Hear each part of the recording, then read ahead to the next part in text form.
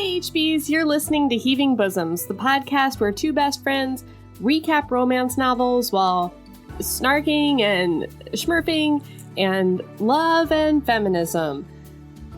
Listen guys, Melody is sick and I've never recorded an intro before and I don't know what I'm doing and I don't know how to make a good voice that sounds pleasant to your ears and I'm sorry. But while Melody recovers from her illness, we do have 3 guest host movie episodes. Today we have Sara Nestle, otherwise known as Sara Whitney, recapping Never Been Kissed. And then next week, Cole's coming on to talk about Romancing the Stone. And then after that, author Suzanne Park will be coming on to talk about Clueless. So we're really excited about that.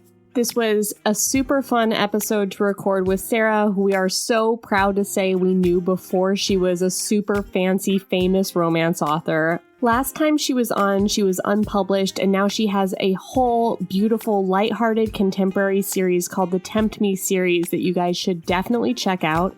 And that's it. I really hope you enjoy this episode. Bye. Or I guess not bye, because it's the intro, so it's, I guess I say something like, enjoy.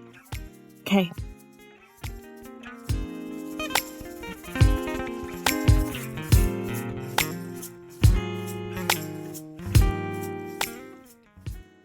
Hi, Sara. Hi, Anne. What were you going to say? You were going to say something. I just successfully counted to 8 and I was proud of myself. Oh, congrats. And it's a Sunday. Or sometimes, something. I don't know. Well, it's Easter. It's not only Sunday. It's Sunday. Easter. Yeah.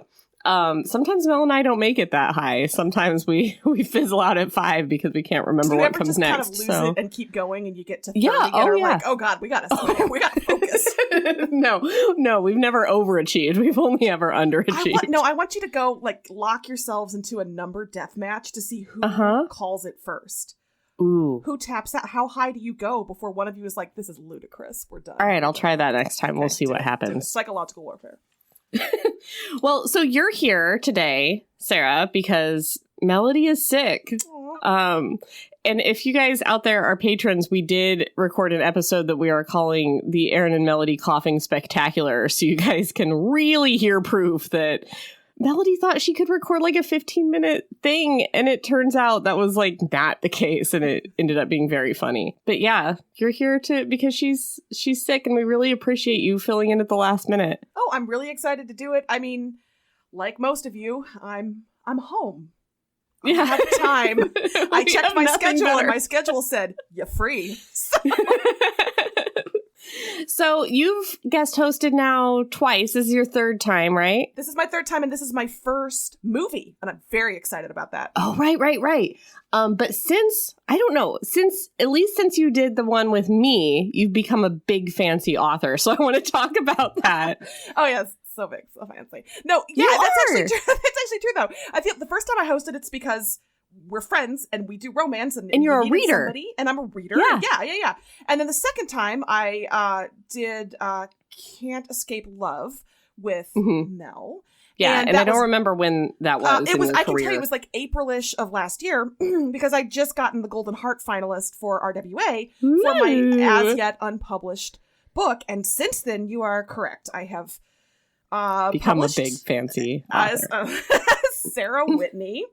And that Golden Heart book actually came out last month. It's book 3 in my series, and I've got a couple short stories out. And yeah, it's this has been a wild year, a weird wild year. Oh my God, why did I just do Johnny Carson? That's not. Well, tell us the names of your books. I want to know all of their names so we can all go get them.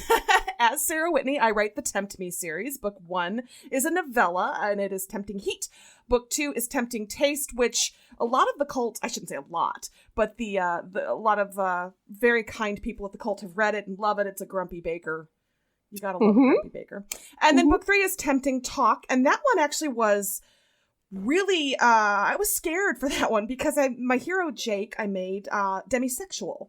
And so, writing about somebody with a sexuality that isn't yours and that you desperately want to get right and you don't want to get it wrong or cause, harm or anything like that. So he's one of my favorites. He's one of my favorite people. So I hope I did that well. And I, in theory, I'm working on book 4, which is going to be a fake relationship book. And like, any day now, that's just going to come to life under my fingers. But that's going to be out in August. I have a lot of editing that I'm doing with that right now. Good. And I've got a couple of short stories, like I said. I've got a freebie short if you sign up for my newsletter at sarawhitney.com.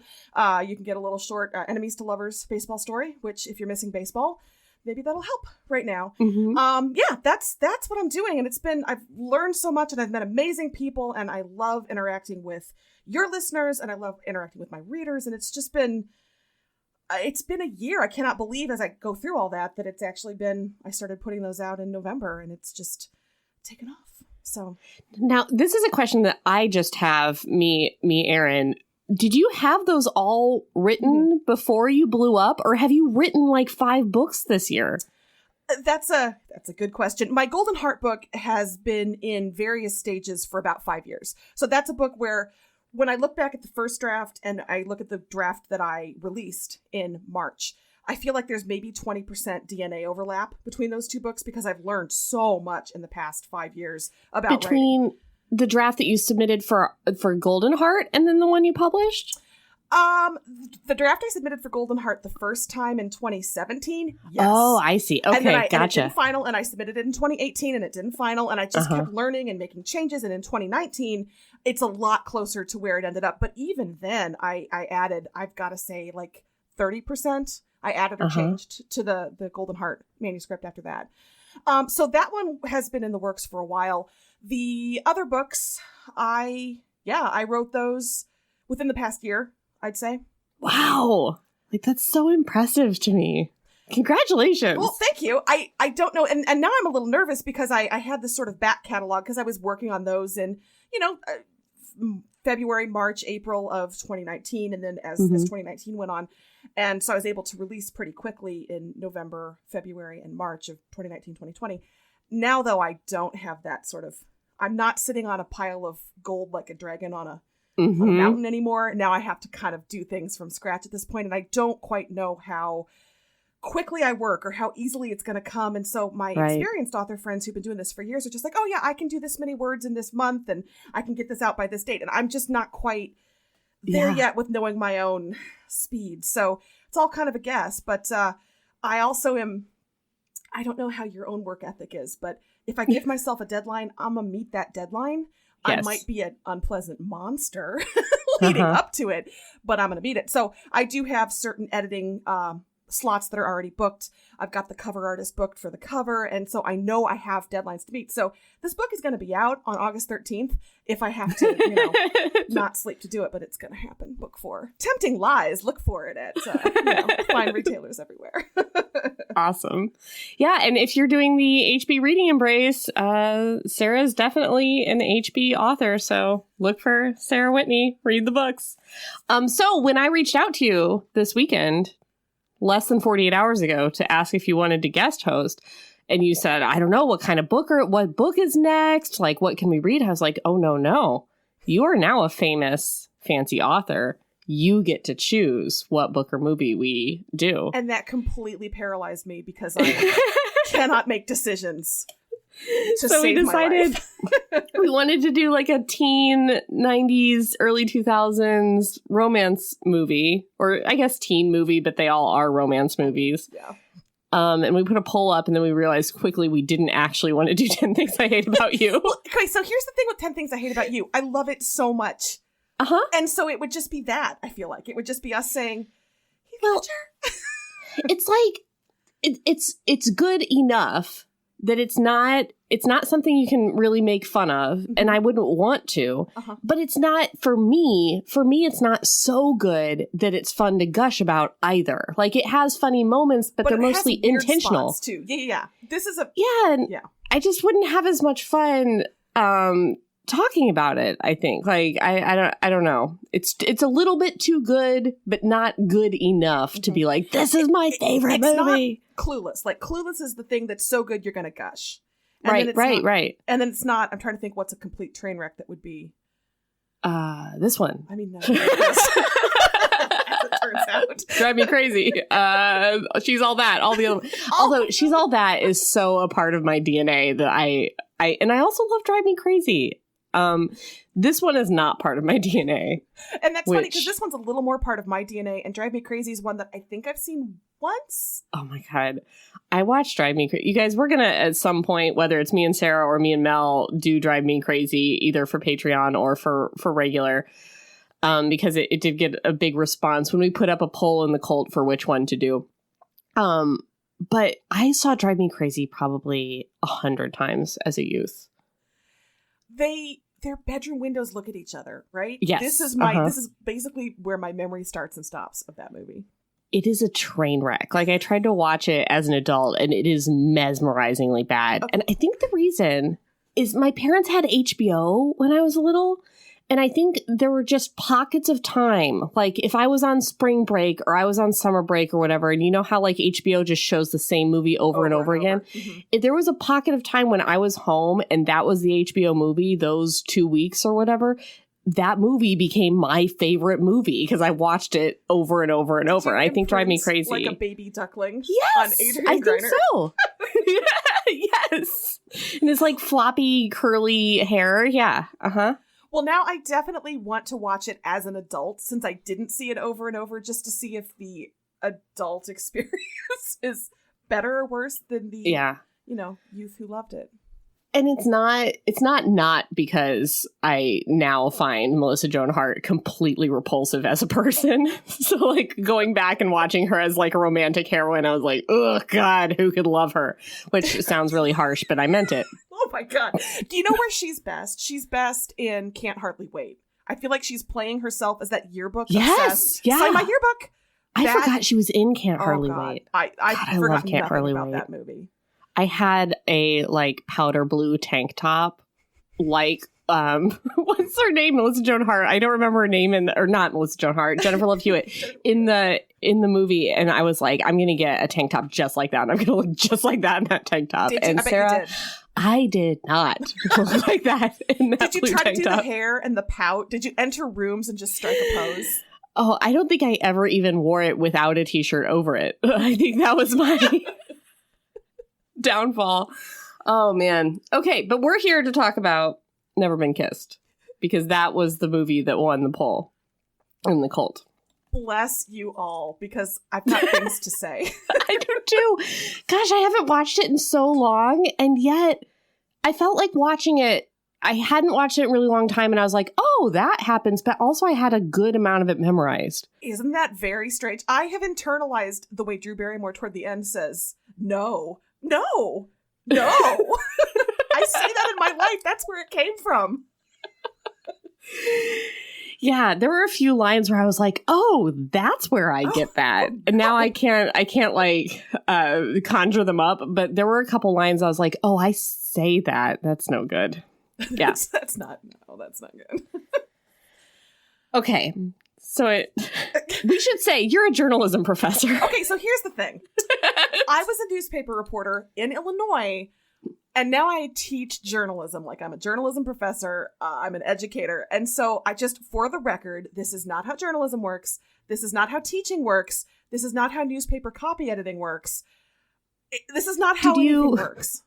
Did you work for the extremely cutthroat Chicago Sun-Times? Oh my God. What is this culture where newsrooms had enough money to send you undercover with surveillance equipment that should not have existed in 1999, and everybody just doesn't do their jobs and gathers around to watch, and the newsroom looks like it's providing popcorn? None of that happens now. There's only like 15 people that work for the entire newspaper. The highlight for me is seeing the Sun-Times building. They're not there anymore.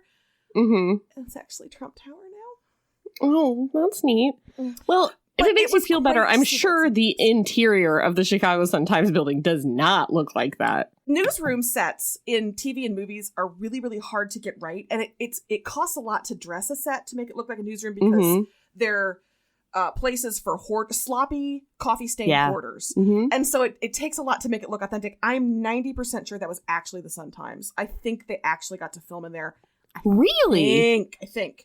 I've been in the Sun-Times. That's a really nice building. If it wasn't it, then they were able to replicate it really, really well. But it did look, the desks and things. Not Drew Barrymore's private office. That is bananas. But okay, that's why I was like, whoa, that's a fancy job then.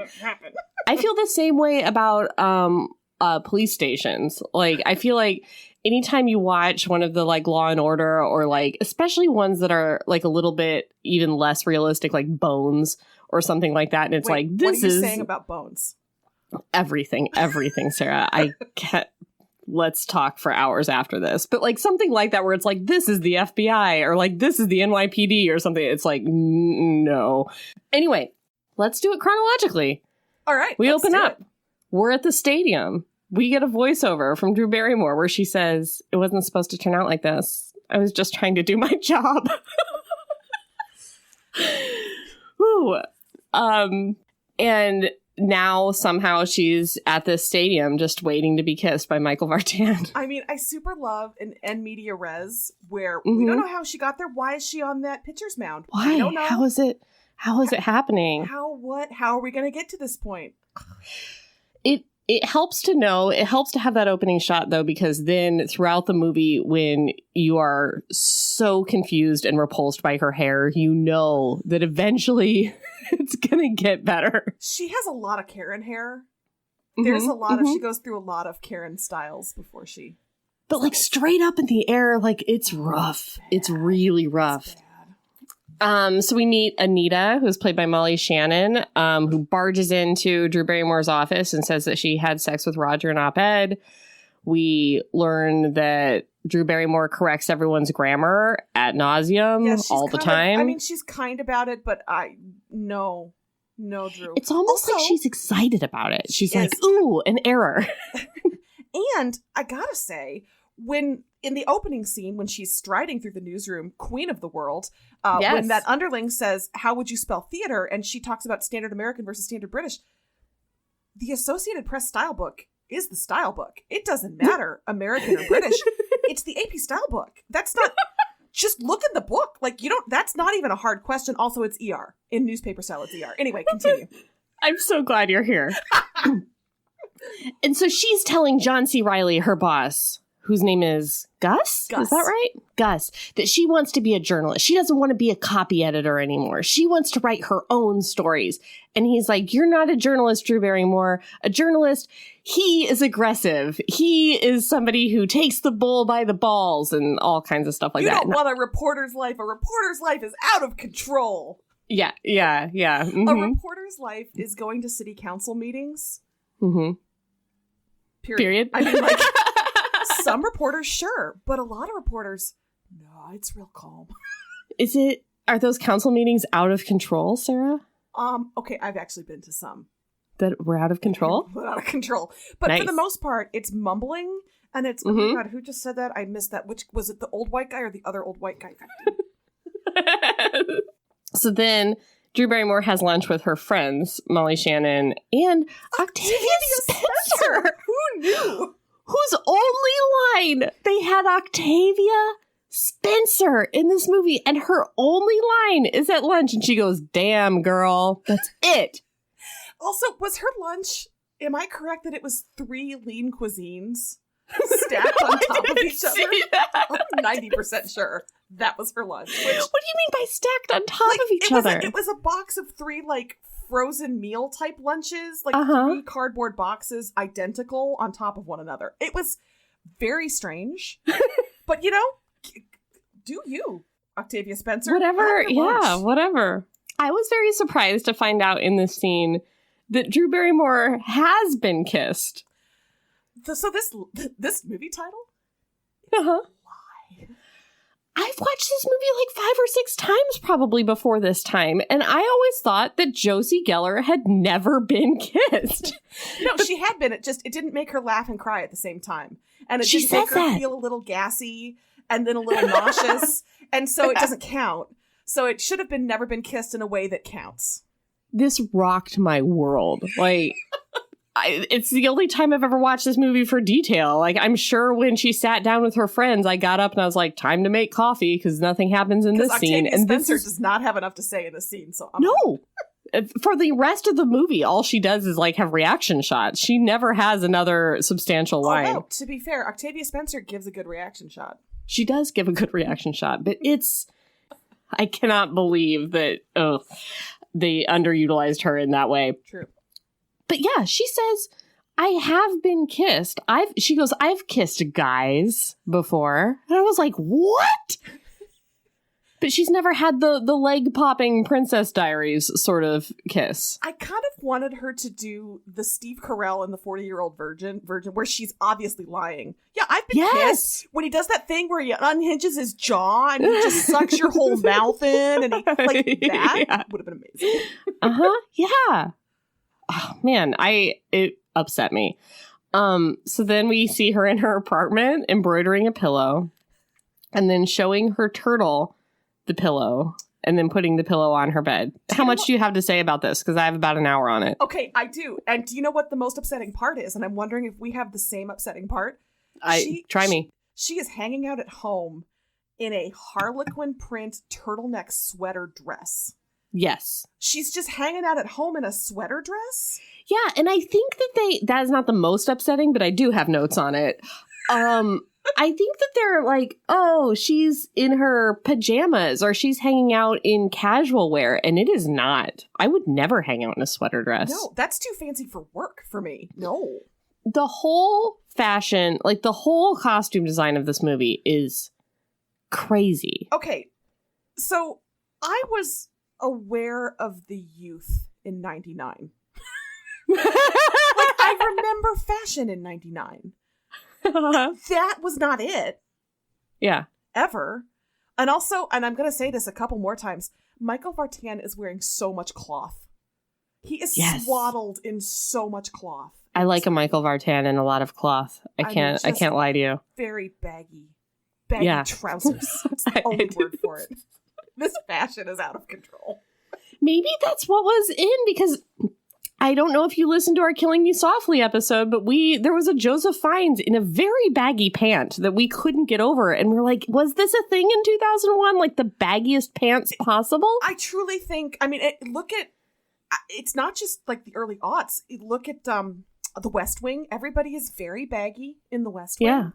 It's just Fox Mulder. This is a thing that you and I can talk. Okay. Give us but I thought Fox Mulder was just, he's not the fashion forward FBI agent. Like, he's in the basement. Everybody calls him spooky. You. Like, he cannot dress himself. Like, that's what I took from Fox Mulder's wardrobe. What Fox Mulder wears is fashion. I get it. Sarah, I am not against you.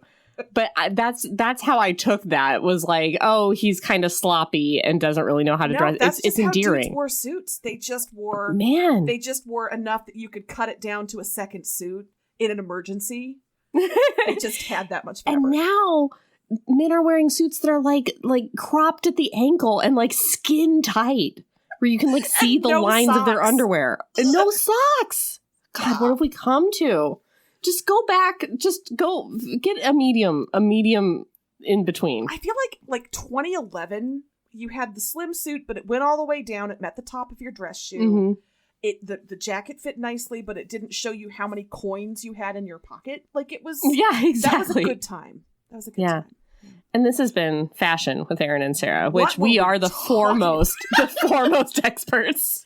Listen, I had a little too much tequila the other night and ordered a couple more pairs of leggings. That's where I am. How are you doing? I went online to sweatsuit shop because I feel like I don't have enough sweatpants for my lifestyle now. I only have like 3 pairs of sweatpants, but I need to wear sweatpants every day now. I am spilling things on my sweatpants daily. So yeah, I can't keep up with the laundry to get me in sweatpants. Yeah. And I'm not wearing anything else. So congratulations to America's sweatpants vendors. Yeah, good job. The thing that was most upsetting to me about this scene.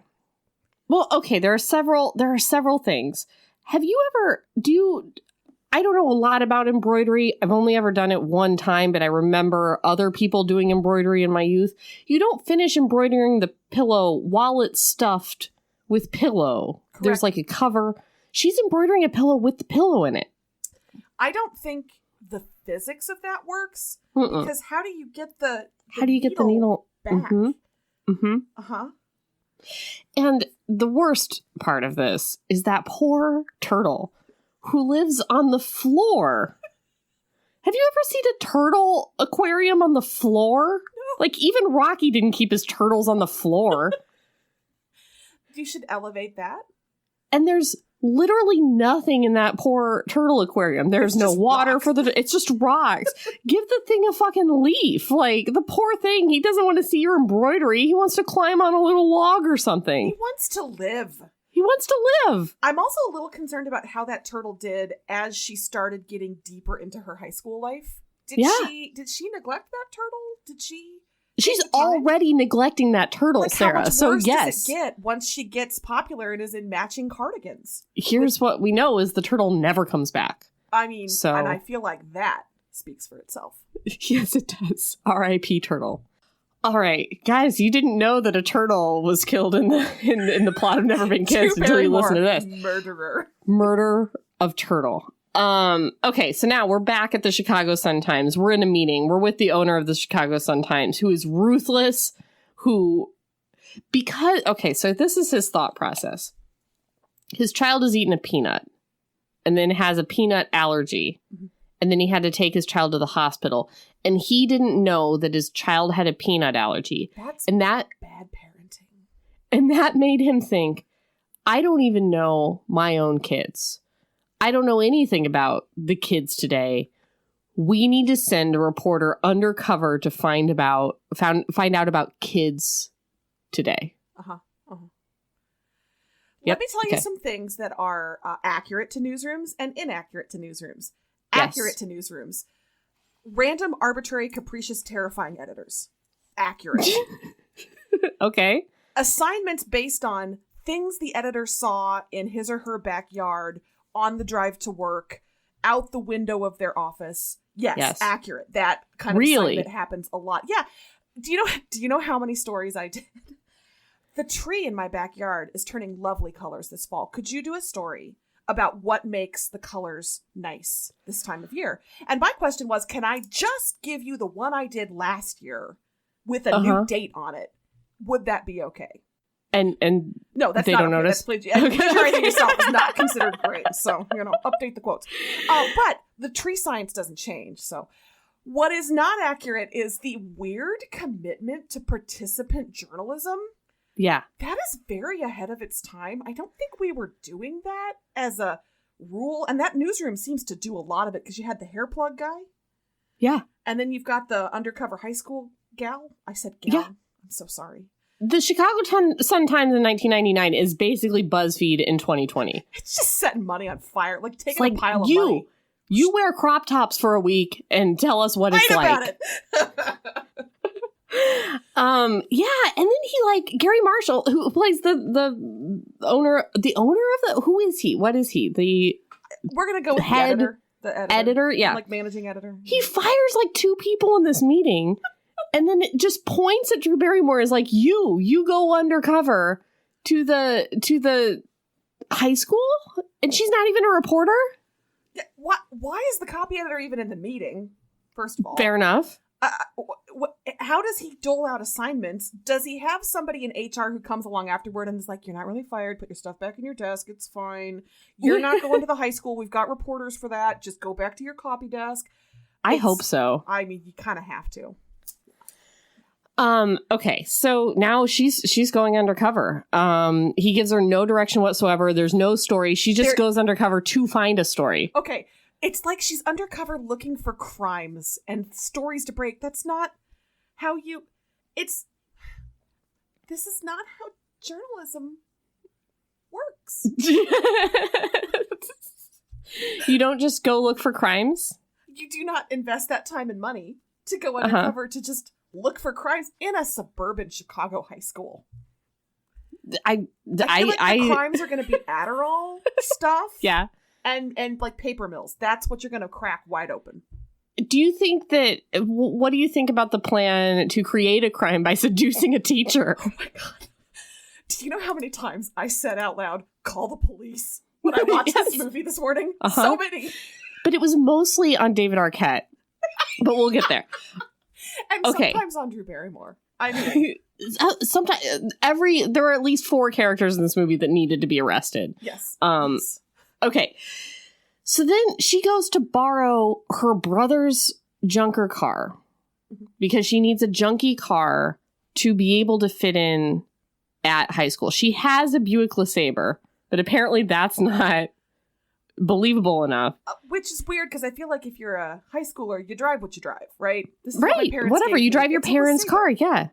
Like, of the things that she does that are like clearly revealing her as an adult in this high school, like the car would not have That even is been a the blip on the least- radar. Like, hanging on the gym teacher and yelling, "You guys still do that? You guys still tell these lies?" That's my single favorite moment of the movie. But continue.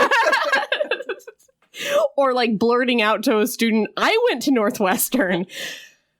These are higher crimes. Yes. The car. The buttoned up to her neck shoulder pad blouses that she wears to Oh my class. God. I feel like The fashion is next level. But so she's talking to David Arquette, who plays her brother Rob, about she needs to use his car. He works at a place called the Tiki Post, which is a UPS store theme. It's like a packing materials luau themed store. We learned that he was a baseball player in high school, but mono killed his career and he never went to college because he never got picked up for a baseball team. he let one case of mono stop him. Yeah. But then so he's like making fun of her, like, "You're not so great either." And she's like, "You are looking at the newest investigative undercover reporter for the Chicago Sun-Times, and that's why I need your car." And it's like, what did you tell him the first time? Like, when you were just like, "I want to switch cars with you." He didn't say why. It's so weird. So weird. And then he says the truest thing in the movie, which is, "Oh no, don't do this. Do not No. do this." That's a bad idea. And then we find out that it was Rob. So she had this nickname, Josie Grossi, as you all know who are listening to this. It was Rob, you guys, that made up Josie Grossi. This was a revelation for me in this movie. That feels like it should have strained their relationship beyond what we saw on screen. Josie Grossi ruined her life. Her life. Okay, let's talk about the psychological. Like, she went through things. Do you know why Yes. she's never actually been kissed? Because of the bullying and the trauma. Yes. Like, high school students are mean, but they're not mean like this. Oh my god! This is the kind of thing that I watch and I'm like, do I just forget what high school was like, or is this over the top? It's way more passive aggressive than this. It's psychological warfare. It's not literally throwing an egg at your face. Like that's psychopath stuff. That is actually okay. I'm not an attorney. I feel like that's assault of some sort. That's assault. It is what it is assault. So there you go. Okay, there you go. It's assault is what it is.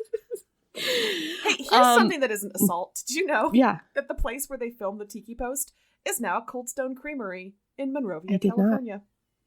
I would like to go to there. Yeah, mostly just because it is a Cold Stone Creamery. Not for the movie's sake. I just really want Cold Stone right now. Yeah, I would like Cold Stone right now. We do a flashback to a prank that they played on her in high school where they put toilet paper in her backpack to trail behind her and then poured a Sprite in her backpack to make it look like she was peeing herself. That was really elaborate. Yes. That's the thing. I don't... AP test to study for? I don't know.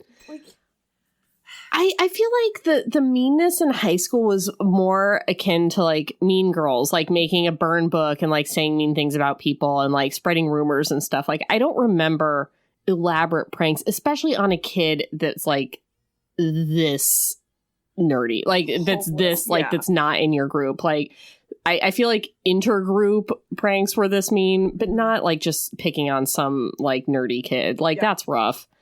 When she goes and asks out the hottest guy in school, Billy, and then he sees that she's peeing herself and then he laughs in her face and points. It's really bad. It's a lot. It really Yes. is.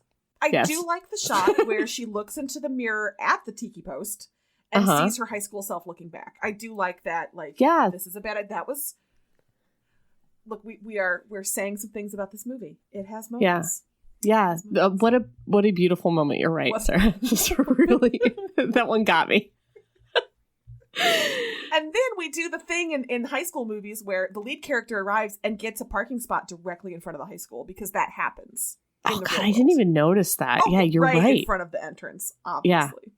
God, parking in high school is the worst. So we, in my high school, assigned we had assigned parking. All the seniors got assigned parking and then everybody else had to fight for it in the back lot. But the student body president got the first spot and the vice president got the second spot, etc. My high school boyfriend was the student body president. And so he parked in the first spot. And so I had, he would pick me up and we had good. Oh my God. And then Sarah. He was running late one day and somebody new to the school parked there and didn't know it. And he had to walk and he was just so mad. God, it was high school politics. Okay. Let's see. We're at the first day of school. Let's talk fashion. Okay, I'm also going to talk... all right, you do fashion first, then I'm going to talk about that security guard entrance stuff. So let's do fashion first. Okay, all right. So she's an undercover reporter. She starts the movie with long brown hair. Mm-hmm. She decides that to cut her hair to be more like the youth, she will get like a bob... like a John and Kate +8 style bob. And then dye it blonde. Curls. And then curl it. And then in the front, just go straight up with that. Like a straight up and back bang. And then also a straight forward bang. So it's like split between up and forward, like an 80s bang. And then just hairspray the shit out of it. So it forms a very stiff halo. Yes. Of unmoving curls. An aureole, as I recently learned. Yes, indeed. Uh-huh. Uh-huh. Yeah, and then she tops all that, she bottoms all that off with an entirely white outfit. Yeah, sorry, she didn't top entirely white. And so much feathers. So she's got, I think, a feather boa and the jacket. Like the a sheer marabou jacket lining on, it's yes. And then the white pants. I just admire anybody who wears a white pant. Yeah. I could never. But I don't know who told her this was okay. Like what? I think it was what's her name from the newsroom. You think it was Molly Shannon? Yeah, I think it was Molly, because she said, "I'm going to kill blah blah blah." For dressing me. Like she mutters that at some point. Oh, and I'm I didn't notice who else that. would it be? Like looking at it wasn't Rob. It wasn't Gus. It's gotta be Molly Shannon, right? But you look at the students and you look at her and it's so clear that she is 35 years old. And here's the thing. Her character has been presented as meticulous, organized, a researcher. Yes. She would be poring over what are the kids wearing. She'd be going to the mall. She'd be making notes. She'd be following some kid while she was shopping and being like, what are you buying there? Uh-huh. So she would dress right. That, I'm saying Drew Barrymore wouldn't do that. She gets there. She can't walk. She can't talk. Like she's late to her first class. Like it's incredible how bad at this she is. Okay. Let me talk about the timing of that entrance scene. This movie came out April 9th, 1999. Columbine happened April 20th, 1999, right? Yeah. So I don't know the year. I know it happened April 20th. I'm sure it was 1999 because I was overseas. Whatever, it's fine. I was in Europe and everybody in Europe was like, what is wrong with your country? And looking back now, I'm like, oh, just wait. Yep. Yeah, awkward. So what I'm saying is I think that was supposed to be a joke. I think when that came out in early April 1999, people were supposed to be like, oh, schools today are so crazy. Look at that security stuff in place. And then, you think? I really think so. I wasn't in high school in 99, but that felt to me like super over the top. And so we were supposed to be like, oh my God, kids today, right? No, was that not? And then I don't know. I don't know. All of a sudden it's like, no, that's actually, I was also not in high school in 1999, but I was younger than high school in 1999. So I probably thought when watching this for the first time, oh, that's how high school is because I was in junior high. And then probably by the time I rewatched it, it was post Columbine. So I was like, yeah, that is how high school is. I was looking at the timing and thinking that's a really strange artifact of time where we didn't have, I don't think, quite as much security in high schools, probably in bigger schools. Like this is we both come from the small town high school background. So listeners out there who from a different background might be like, oh no, it's been like that for a long time. But I wonder if that was supposed to be crazy over the top, and then you had these external factors that came along and kind of changed the tenor, and now we look at it, it's like, yeah, no, that seems right. Maybe we should not dwell on this. Yeah, I don't know. Because it's a depressing. Hey, yeah, but I do want to know, we have a lot of Napervillians and Downers Grovians and Oak Park River Forestians out there. And so, like, they would know this is supposed to be a suburban Chicago school. So let us know. Is that also, I also feel like there should not be a barrel full of nail files, because if you get your nail file taken away once, you learn. Never do it again. There shouldn't but be. It is the first day of school, though. So those might be freshman nail files. Okay. Freshman nail files. Yeah. Okay. So she runs into her first class late. The cool girl says 5 chickens had to die so she could look that stupid, which I thought was a really good burn. She has to wear the sombrero of lateness, which is really rough. And then she can't get a backstory together, because she looks at the hottest guy in school and then says out loud, Billy, because that's what the hottest guy in school when she was in high school was named. And then she just loses her shit. Okay, so if Billy is the one who, pelted her with eggs and tormented her, I get kind of why she'd have a visceral reaction, but her reaction isn't, oh my God, my high school tormentor. It's Dreamboat. Yes. Which is a very strange reaction. Yeah, I have a lot of notes about that. Yeah. Also, do you know that the actor who plays Guy is actually older than Drew Barrymore? Oh, that's really funny. 2 years older than Drew Barrymore. Why the actor that plays Guy / Billy, is not that hot? Okay, were there no other working male actors? I don't know, because it's crazy. Right next to him the whole time is his like BFF James Franco in his first movie, who has no lines. He just like sits next to him and like does finger guns at Billy and is like, Rufus, am I right? Like, no actual lines in the movie. You had James Franco and Octavia Spencer right there. Right there. And I'm not a big fan of James Franco, but he's hotter than this guy, and he was less problematic back then. So I hope. I don't know. Well, I mean, it was his first role. Who knows? That is that actor, Jeremy Jordan, his like last thing that he did. That is his last IMDb until like 2010.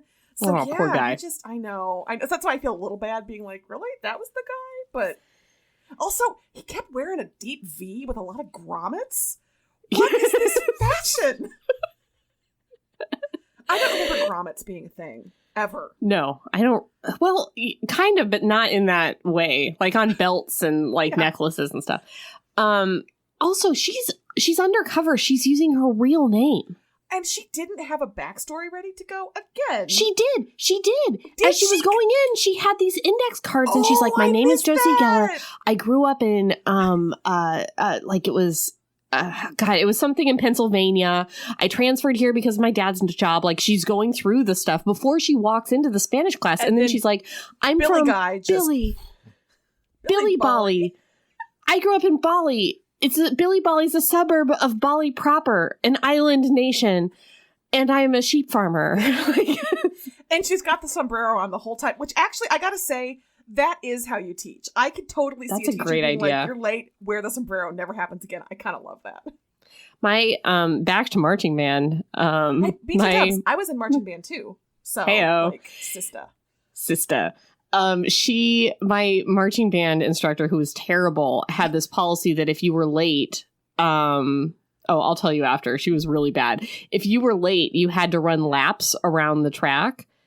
For every minute late you were. And we're wearing street clothes. We're not changing for marching band.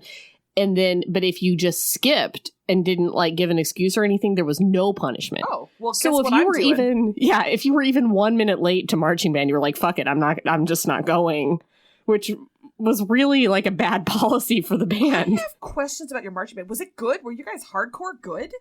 I don't think so, no. I think we were fine for Central Illinois, but every time we went to like a statewide competition, it was hilariously bad. Was IVC really good when you were doing it? Because IVC was like the marching band to beat. They were the one, yeah. Oh my God, you guys! Woo, all right, okay. School, like 30 miles apart. So this is. Anyway. Oh, man. My okay. high school marching band teacher got out of the teaching business 2 years after I graduated, 3 years, because the kids were not, maybe we were that mean. Maybe kids really were that mean back then. I don't know. Yeah, we were mean. We were that mean to teachers. I think we punched up. That's true. I'm serious. Which is what we're supposed to do. I mean, Which is what you're supposed to do. Yeah. Us. But then after being like an adult, now I realize that wasn't punching up. That was punching down. But when you're a kid, you think that you're like really sticking it to the power. And now I'm like, oh, those poor people. 24-year-old who's just like, I have student loans. Please yeah, be kind to me, children. please just stop. Yeah. Okay. Can we then now shift to Michael Vartan? Oh, God. Hey, guys. I'm Sam. The school has a problem with you guys calling me Sam, but that is my name, and I'm a cool guy. Hey guys, do you want to try this wine cooler that I have? Like, the school has a problem with that, but if you want to hang out after and like, but at the same time, I do, Michael Vartan. I do want to try your wine cooler. I want it's so to hate confusing. He stands in front of a class of high schoolers and says out loud to a new student, "Are you sure you're 17? Are you sure you're 17? Call the fucking police. What are you doing?" But also, don't call the cops. I'm liking it. I'm so confused. He's Sarah. So dreamy. What's wrong? Okay, do we need to get the alias of it all out of the way? Do we need to? Because I have certain alias feelings about Michael Vartan. Did you know that he did this before Alias? Really? Yes. So I looked up the timeline. You're right, timing-wise. Because I was like, God, what is Michael Vartan doing these days? Because Michael Vartan is hot. Hot dreamboat guy. He's not a great actor. No, I mean, he has one speed, and that speed is kind of like befuddled hot. Yeah, he has one speed, and it's wooden. And but I'd still pet his face.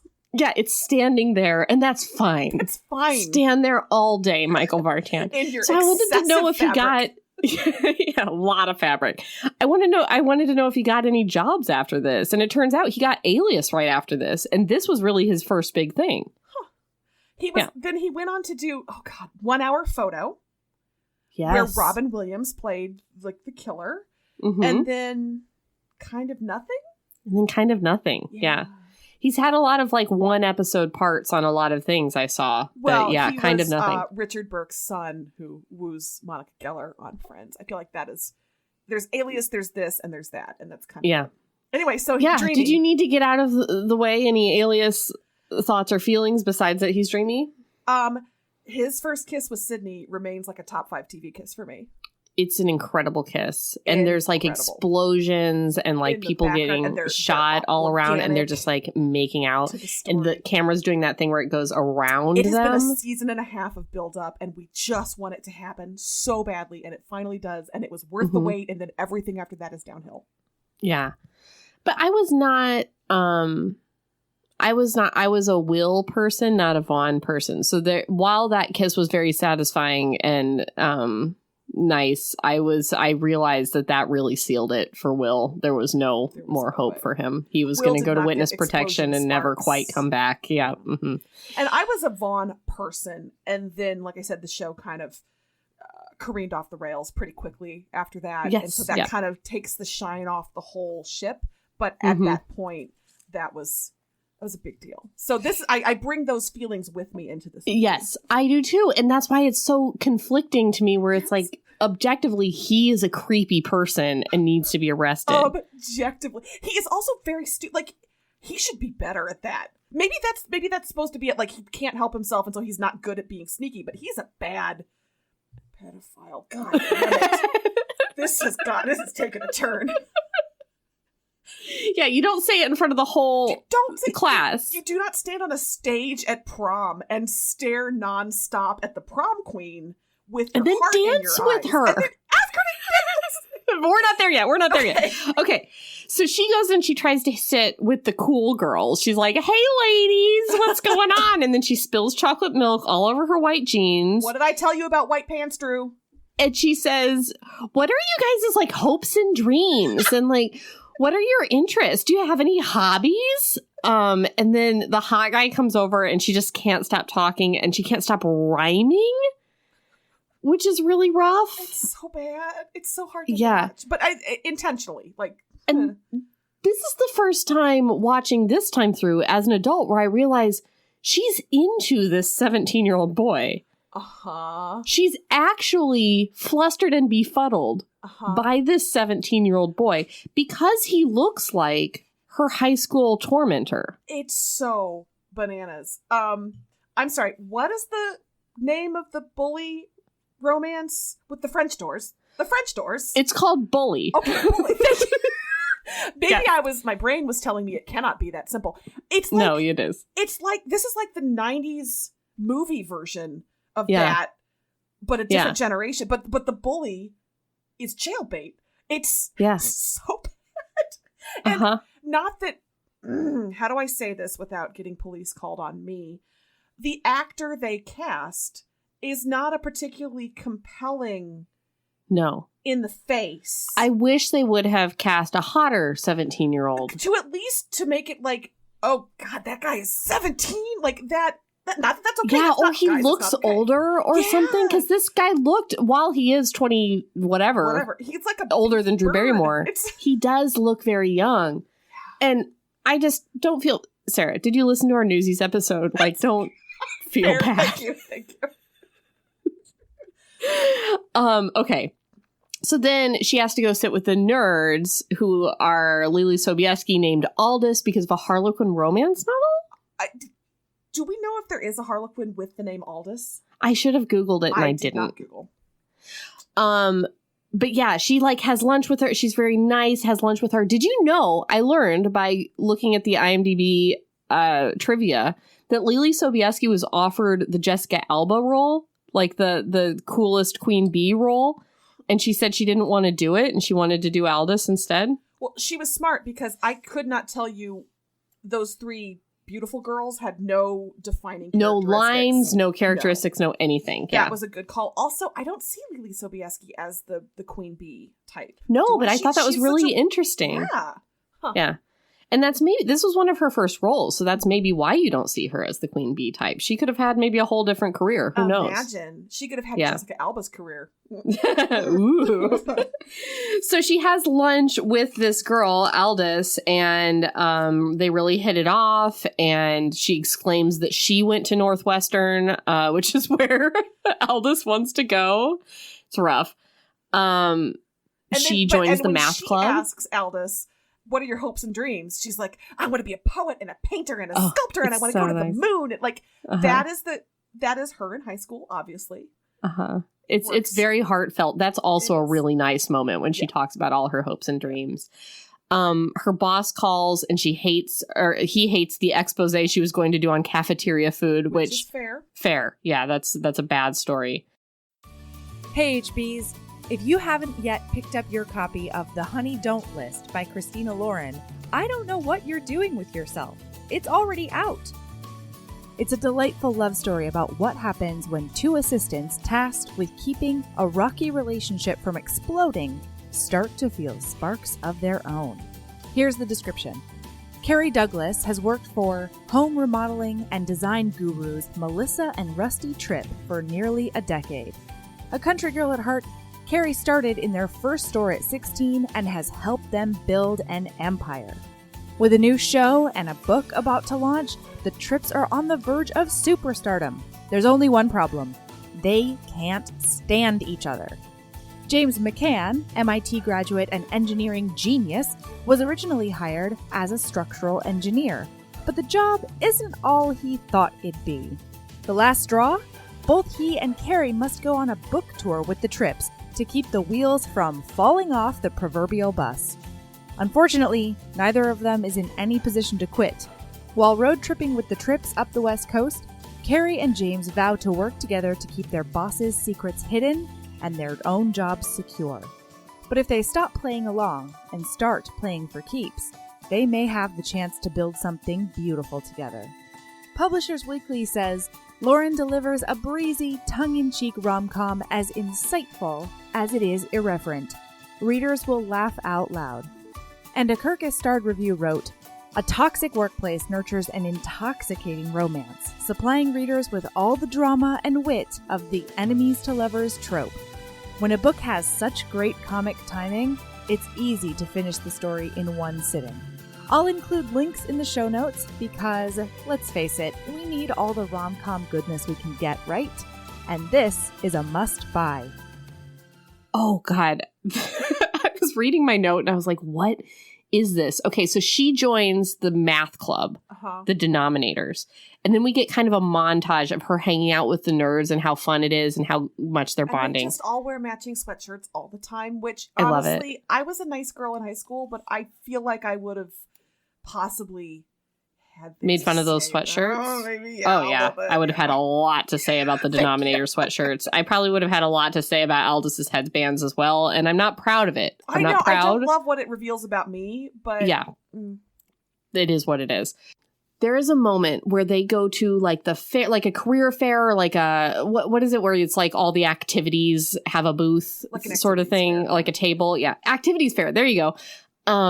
And there is a table that has the denominators. And then there are two guys crouched down at the thing that says the denominators with calculators.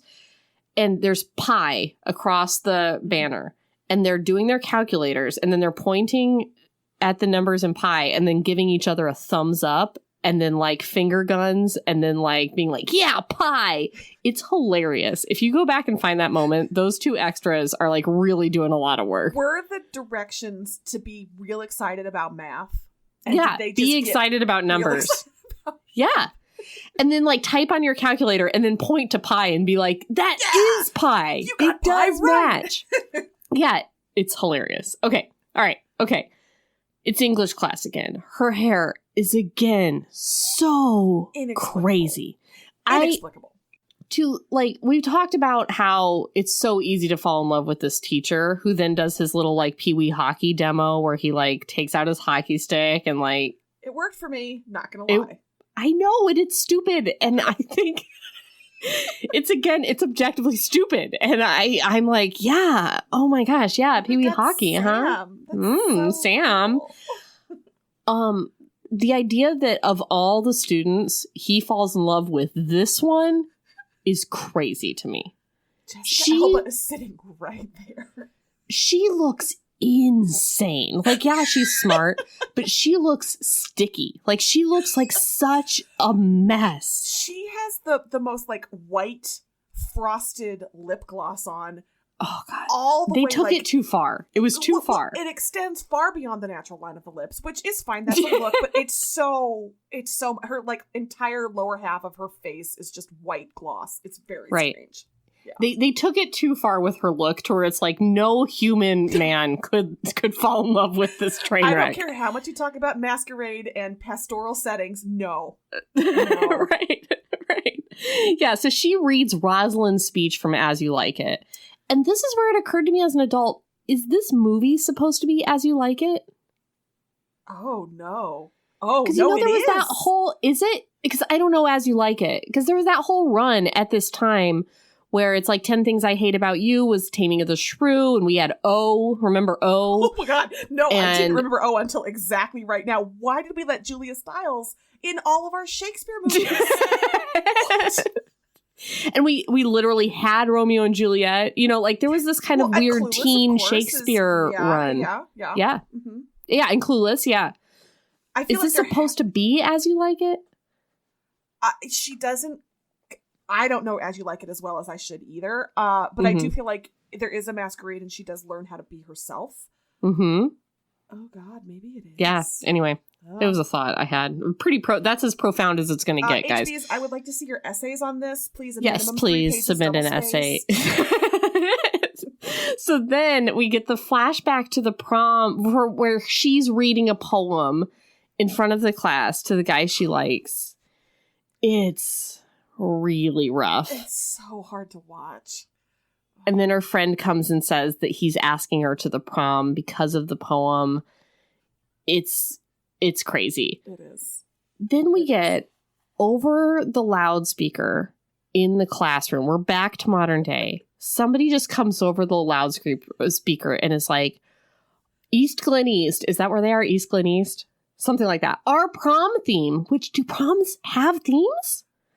Oh, yeah, actually. Well, I mean, did your prom have a theme? I went to high school 1,000 years ago, but we had like a song theme. We had, one year I went, it was The Rose by Bette Midler. I'm not that old, I swear to God. It was old. I know, it was old when we chose it.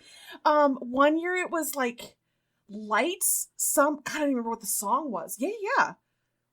Huh. They would pick a song and it would be like the theme. The prom theme. I have one of those beer steins with the rose on it someplace in this house from prom. We definitely did not have that. We would have like a homecoming theme, like, and that would be the decorations. Mm-hmm.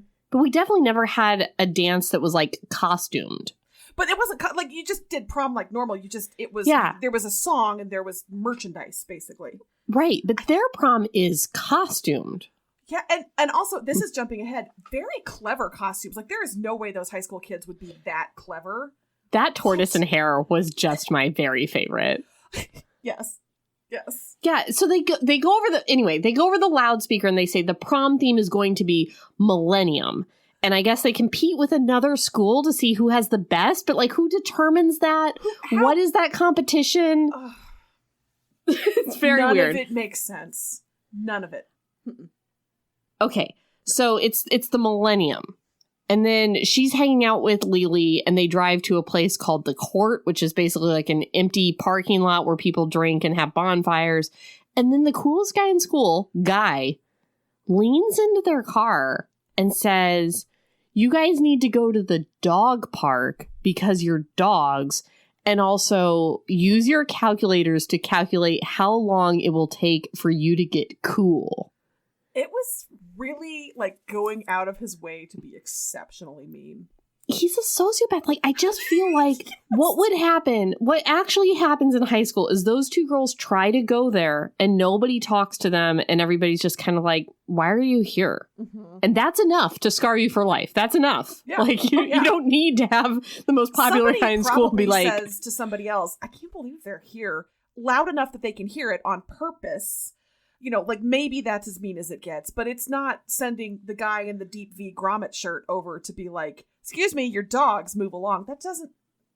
Yeah, it was rough. So she tries to write an article about the Court and how teens drink there. That doesn't go well. Then she goes and sees her brother, Rob. Uh-huh. And shows him pictures of the high school girls. And he goes, damn, those are high school girls? Which is... lock him up. And then she convinces her to get some confidence and say she's not Josie Grossi anymore. That's when we get her yelling, I'm not Josie Grossi anymore, which is iconic. And then he says she just needs one cool person to think she's cool, and then she'll be in. Yeah. And then he decides to go be that person. So then the next day at school, we have the most, to me, like the white outfit is very iconic, but this big flower outfit is also very iconic to me. Because nothing in this movie looks good on Drew Barrymore. No. She has a fantastic figure. Everything should look great on Drew Barrymore. No clothes in this movie, to include the clothes at the end, look good on her. And she's the producer of the movie. Was she suffering for her art? Was she I mean, like, I do think we see the evolution of the makeover that gets better as time goes on. So she's an improvement by the end, but it's still not good. It's not good. This like stretched out flower is really rough. But that's what we were, that feels like 99. Though. So I would just want to know how Rob got a whole vat of coleslaw. Two. How did they get 2 vats of coleslaw? You just asked the guy behind the thing. I need the coleslaw. So, but also we get the guy in their surveillance van is this day. So now we have a surveillance van and we have like a mini camera for her because she's struggling so badly. And then her boss is going to review the footage. Yes. Fun fact. Guy in surveillance van is Cress Williams, who currently stars on the CW show Black Lightning as Jefferson Pierce, who is the titular Black Lightning, the superhero show. Well, that's good to know. Other podcast is the DC TV Report. We cover all live action DC. So I talk about Cress Williams every week that show is in season. And so when I saw his name in the credits, I was like, what? And then I realized because you forget about this character. There's only one person of color in the show. So obviously bad is Cress Williams? Whoa. How could Octavia Spencer is there to go, damn, girl, at the beginning. So walk it back. I back. apologize. This movie does a lot for representation in film. It really does. Walk it back. Does. I apologize to Octavia and to Cress and to all of you. And there's also his girlfriend who he's like seducing in the van. What a date. Come to my surveillance van. Glasses. It's fine. Do you believe that character works for the Chicago Sun-Times, or do you think he is just a friend of John C. Reilly's? Because I don't think he works for them. I think he's just a dude with a van. Which is so much worse, but in keeping with the kind of predatory vibe of this film. Yes. John C. Reilly for sure knows a guy with a van who will record you if you ask nicely enough. Yes. All right. So she comes into school, and there's also another iconic line, which is, "Hey, girlfriends," and then she trips. Okay. And then we get Rob eating coleslaw to become cool. I just don't understand, like, how Michael Vartan falls in love with her. I've written it like 50 times on this page. Because her hair is still crazy on this day. I think we're supposed to, he sees her soul, right? Yeah. He sees her wit and intelligence in class, and he looks past the literal nightmare Karen hair. And it's fine. But then tonight is when we meet his girlfriend. So she's not wearing her Denominators sweatshirt today. Lily brings it up. She says, oh, she forgot.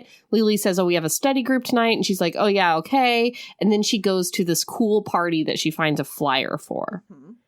And guess who's there? Sam is there with his girlfriend. Who's a lawyer at a firm who wants to move to New York City. And they've been together 5 years. And he is clearly not into her. Okay. No. Real quick, I got to talk about Alias again. Why does Michael Vartan always have a no-entity girlfriend at the beginning of the pop culture property? When he was Vaughn, he had Alice on Alias, who was the big stopper for him and Sydney, other than the triple agent thing. And then he's got Laura here. Michael Vartan always has a girlfriend who's mentioned once and you never see her again. And sometimes also in the middle of the series when Sydney has died for a while and then comes back to life, and then all of a sudden Vaughn's married to fucking Lauren of all people. With the eyebrows and the accent from nowhere. Fuck you, Vaughn. But also, like, kind of fuck you, Sydney, because she was like, you should have waited for me. And he's like, you've been dead 4 years. And she's like, you know our life, right? Like, I love that she held that against him. Like, you should, if you died, I would wait for you. And Vaughn's like, there was DNA. I don't know what you wanted we buried your body. They needed to retcon that a little bit better later, that Lauren like brainwashed him or drugged him or something. They never did that. He just moved on with Lauren. Yeah. You know what? This is not about Alias. But I have more to say. Okay, all right, fine. Okay, we'll talk about it later. Okay. All right, okay. Where are we? I don't know, honestly. Oh, she's about to have the weirdest reaction to an edible I've ever seen. Oh my god, yeah. So she hangs, well, first of all, the three cool girls are doing the creepiest dance toward the stage. I don't know how they got cool, but it was not by doing this. No. Then she sits down with some Rastafarians. She has a special edible brownie and then goes crazy. Yeah, I feel like it was meth in the brownie, because I don't know. Seems to have a lot of energy. I would say that the makers of this movie don't know anything about drugs, but the makers of this movie are Drew Barrymore, who went to rehab at 9. Drew should know. She should know that you're not banging a bongo and then slapping your ass on stage. Oh, I love it. It's so good, though. Again, I cannot hate this movie. Do you think that's what made Michael Vartan fall in love with her when she was doing the bongo and the boa? So. You know what? Doesn't that make more sense, though? Like, if you look past the hair, you're like, that, she knows how to throw down. That 17-year-old knows how to throw it down. Rubbing the boa, like, between her legs with the, yeah. Uh-huh. That's She's so very much boa worse. heavy. That's a so much worse reason for Michael Vartan to fall in love with her. Fair enough, yeah. But it's not cute. Like, none of it is, like, attractive in any way. Then she falls asleep at the dinner table while eating a pie. Oh my god, someone ate my entire pie. Yeah. It's good. Been there, girl. It was good. Have you fed your turtle? Probably not. She probably fed it some pie. That's probably how the turtle died. That's probably how.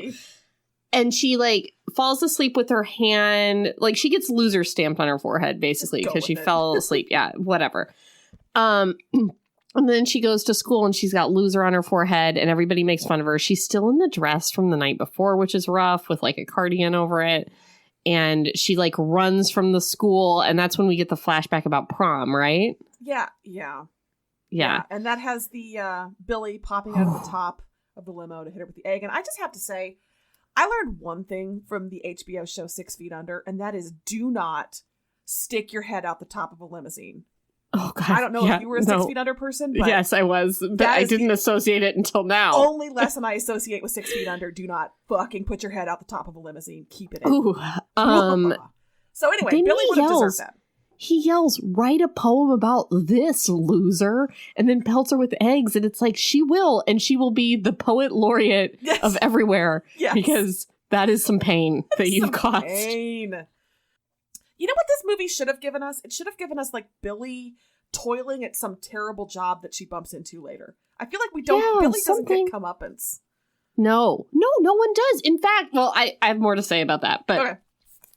The next day, we've got Rob. He's now a high school student. He's made a fake ID at the tiki post, and he's cool. He's talking her up around the water coolers. One of the things he talks her up by saying is like, we dated and we fucked and she was awesome, which is rough, Rob.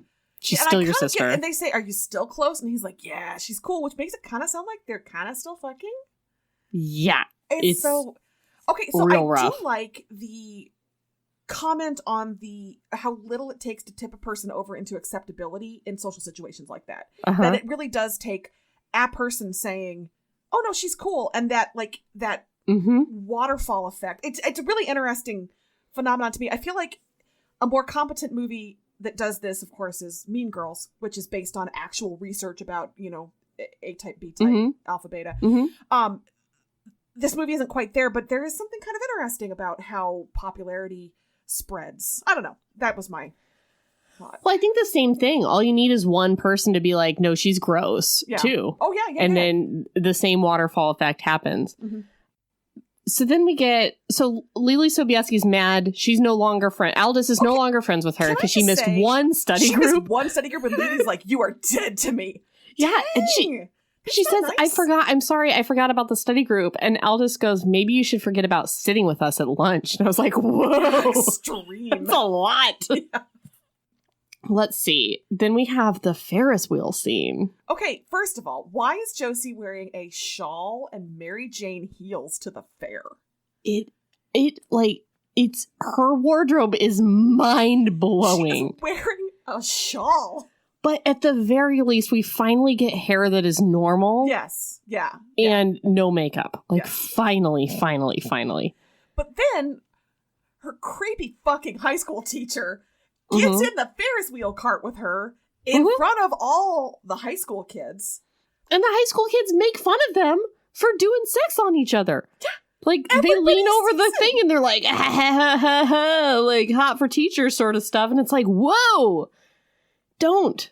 Yeah. He talks about his girlfriend of 5 years who's making a move to New York City and how he doesn't want to go. And he's like, I shouldn't be saying these things to you. You're my student. She doesn't get him the way that Drew Barrymore does.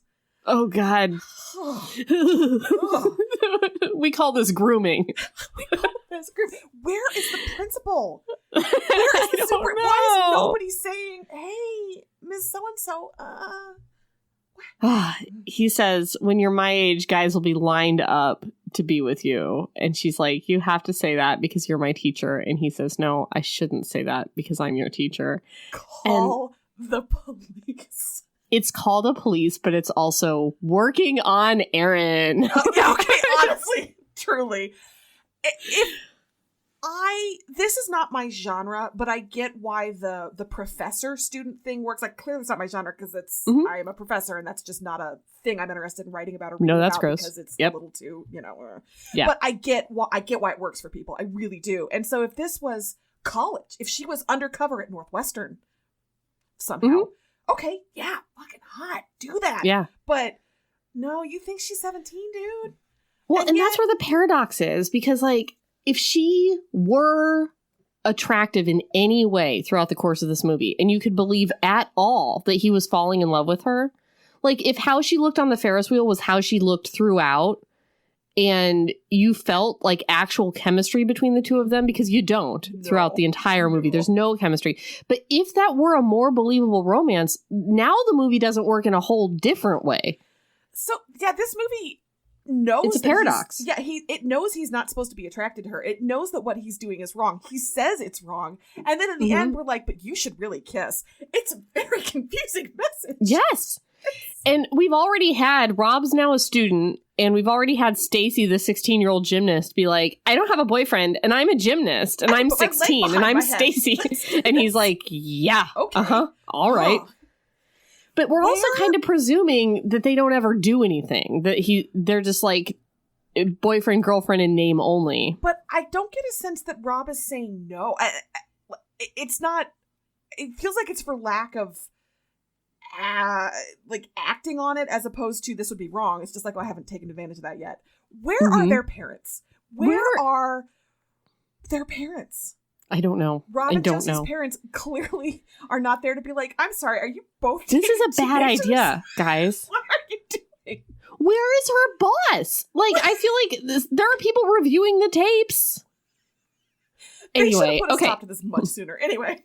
We have this sex ed class where, like, weirdly Molly Shannon shows up and just decides to teach the sex ed class instead of the actual sex ed teacher. It's weird. She does not help out her colleague by when she, like, bends down to talk to her and then stands up and says the burning sensation is normal. Yeah, that's not. Thanks a lot, Molly. That's not helpful.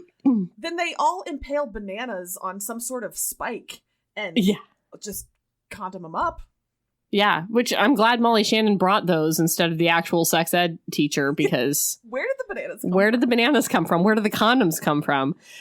Where did the spikes to stick the bananas on come from? I have questions. Where? What is? And then we get Stacy saying to Josie that she's ready for sex. This is the girl, the 16-year-old girl that's dating your 8-year-old brother. And then Josie's like, penguins, they mate for life, and you should find your penguin before you have sex. And then Michael Vartan is like suddenly there listening to her penguins talk. This is not his classroom. This is not his class. He's just there to get hit in the eye with a condom. Yes, by her. Yeah, of course. Of course. Then over the loudspeaker, it's just a random girl. Bad news about prom, you guys. West Glen West is doing Millennium too. No! And everybody loses their shit. No! To include the teacher, to include Michael Vartan, he's like, calm down, guys, calm down. West Glen West will not. We're going to go set their high school on fire. It's going to be fine, you guys. My favorite, though, is the shot of the football player just angrily eating his banana. That's yeah. Okay, so then Guy, the cool guy, is like, Josie will know the answer. Everyone, guys. Josie. Calm down. Josie. And then she thinks of famous couples throughout history. And for some reason, everybody's like, that is a great fucking idea. I am going to be a famous couple now. History. Can't wait. And then there's a montage of high school girls holding hands through the mall. It's very, very strange. Yes. And like she bumps into Aldous and it's like, it's very Mean Girls. It's very rough. She finally has normal clothes. Yes. She doesn't quite have normal hair yet, but finally like a normal outfit now. Oh, also in this montage is her flirting with Michael Vartan throughout things. Yes. Like they're doing some kind of craft project together in his. It looks like they're painting like classroom. A theater set, like a high school theater production set, and they like dab paint on each other's noses and things. Yeah. Again, as I'm saying this, it sounds like it might work, but it doesn't. Visually, it doesn't, because there's no chemistry and she looks crazy. This is where she has the shoulder pads buttoned up to her neck shirt. Yes, yeah. Then we get a clip of her boss saying that he needs the story in 2 weeks, or her and her like most immediate supervisor are fired. That's not how it works. That's all. Yeah. The end. Mm-hmm. You know what really bothers me? When she comes back to the newsroom at this point, and that the woman who doesn't know how to use the AP style book from before asks her some question about usage, and Josie's like, "Oh my god, totes!" Like, just because she's popular and happy doesn't mean she doesn't care about Grandma. Like, I'm popular and happy, and I care very much about Grandma. I did not care for that. It's weird to me that as an adult, how much satisfaction she's getting out of being popular in high school now. Yeah. I recently had an experience where I got to go back to my hometown and observe my high school, and that would not make me happy. Did you want them to, like, fear and resent you just a little bit? I don't know what I want. I wanted nothing. You know what I mean? Like, I wanted nothing to do with this situation. And she's saying things like in the work meeting, she's like, totally Rufus, guys. Am I right? And it's like, no, honey. You have to understand that your real life is more important than your fake high school life, right? Okay, but wait, I have to know, when you went back to your high school, where did you park? I actually had to, like, talk to the people about where do I park because I was so freaked out about the situation. And now I don't remember where I parked. I think I parked in the faculty lot. I was going to say, I want to know what's right in front of the entrance, like you're a star of a high school movie. Just like throw your car on that's not an option. It's a roundabout where you cannot park there. But pretty proximate to that is the faculty parking lot, which I think... No, you know what? I parked in the special band parking lot, which is also a faculty parking lot, but for the teachers in that building. I specifically had to park there. I was told to park there. Fancy. Okay. All right. Then we have that party at her house. Okay. Rob throws a party at her parents' house. Their parents' house? Their parents. Because Rob lives with their parents. Okay. So can I suggest that the parents are dead and they both were emotionally stunted at a certain age that makes it understandable that they would revert to love interests that are 17? Like, but they have to believe that the parents are alive. I know. Because she's like, you live with mom and dad, blah, blah, blah. Yeah. So. I know. But I feel like this is the scene that is the creepiest of the whole movie. When her and Rob talk? When she's like, Rob, that girl is 16. And then Guy comes by and she's like, oh my God, never mind. Yeah. She's like, you could go to jail for this. This is illegal. And then when Guy comes over and is like, hey, babes, can I talk to you? She's like, hi. And he's like, see you around the cell block, sis. And it's like, as if we're all just putty in the hands of these high schoolers. Like, there's nothing that can be done. I have no agency in this. I must go with this 17-year-old You now. see how hot this 17-year-old boy is, right? And they both are just like, what can be done? And there's also this, like, fiction that when these two are dating... Because what he does is he takes her upstairs into her old bedroom and she has to, like, flip over all the pictures. Of course. And he's like, man, Rob's sister is a loser. Am I right? Anyway, do you want to go to prom with me? And the fiction here is that even though they've decided to go to prom together and Rob and Stacy, the 16-year-old gymnast, are like boyfriend and girlfriend, they don't touch at all. Yeah. Like, there's no kiss. There's no handhold. There's nothing, which is like, if you were in a bedroom at a hot party like this and you just asked somebody to go to prom and they said yes. Shake hands and go your separate ways. No, they don't even shake hands. No. Like, this movie makes it very clear we're not touching. This is such a strange movie. It's very strange. And then things get also creepy the next day when, out of nowhere, the cool girls ask Josie, did Archie date Betty or Veronica? Mm-hmm. And Mr. Coulson says, I always liked Betty better. I have... Right. Because she's less high maintenance, is what he says. Yeah, because she's blonde, and Drew Barrymore is blonde, and also so is his girlfriend Laura. He obviously has a thing for blondes. We get it, Mr. Coulson.